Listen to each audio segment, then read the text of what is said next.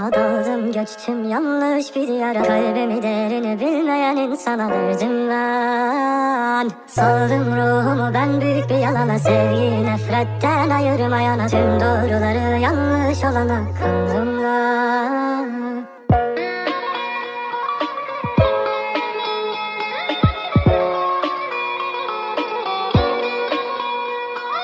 Sevmek bedel ödemek demektir, ölmekten beter sevilmekte, bana ulaşması imkansız olan hedef. Yanıma altın tabakla versem o da yeter. Değil. Döktüm tonlarca gözyaşı, kurudum ben. Pişman oldum o harcanan yıllar ömrümden. Ne hayaller kurardım ben seni öperken, ama sen anlamsız bir anı yaşadın tek.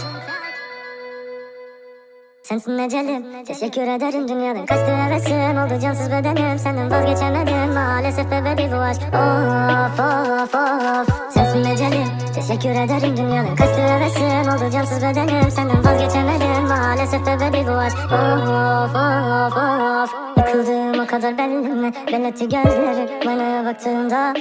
Senden zaten hiçbir şey gelmedi, düşünün kendimi bir çıksam aklımdan. Vurma kalbime yeter gibi, ah benim gücüm yeter mi?